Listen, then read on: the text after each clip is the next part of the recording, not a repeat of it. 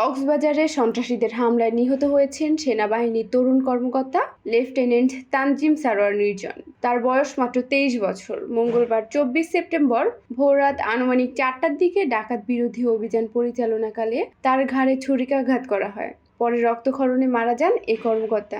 মঙ্গলবার আন্তঃবাহিনী পরিদপ্তর আইএসপিআর থেকে পাঠানো এক সংবাদ বিজ্ঞপ্তিতে এ তথ্য নিশ্চিত করা হয়। সংবাদ বিজ্ঞপ্তিতে জানানো হয়, রাত আনুমানিক 3টার দিকে গোয়েন্দা তথ্যের ভিত্তিতে ডুলহাজারা ইউনিয়নের পূর্ব মাইসপাড়া গ্রামে ডাকাতি খবর পায় সেনাবাহিনী। পরে দ্রুত চাকুরিয়া ক্যাম্প থেকে সেনাবাহিনীর একটি দল অভিযানে যায়। আনুমানিক 4টার দিকে মাইসপাড়া গ্রামে অভিযান পরিচালনা করার সময় 7 থেকে 8 সদস্যের একটি ডাকাত দল সেনা টহল দলের উপস্থিতি টের পেয়ে পালিয়ে যাওয়ার সময় লেফটেন্যান্ট তানজিম সারোয়ার নির্জন ডাকাত দলের কয়েকজনকে তাড়া করেন। এ সময় ডাকাত দলের সদস্যরা লেফটেন্যান্ট তানজিম সারোয়ার নির্জনের ঘাড়ে ছুরিকাঘাত করলে গুরুতর আহত হন তিনি।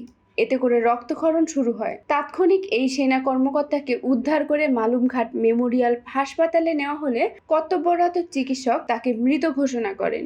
লেফটেন্যান্ট তানজিম সারোয়ার নির্জনের বাড়ি টাঙ্গাইলে। তিনি পাবনা ক্যাডেট কলেজ থেকে উচ্চ মাধ্যমিক শেষ করে 82তম দীর্ঘমেয়াদী কোর্সের মাধ্যমে বাংলাদেশ মিলিটারি একাডেমি থেকে 2022 সালে জুনে আর্মি সার্ভিস শেষ করে কমিশন লাভ করেন। তার মৃত্যুতে বাংলাদেশ সেনাবাহিনী গভীর শ্রদ্ধা ভরে স্মরণের পাশাপাশি তার শোক সন্তপ্ত পরিবারের সদস্যদের প্রতি সমবেদনা জানিয়েছেন।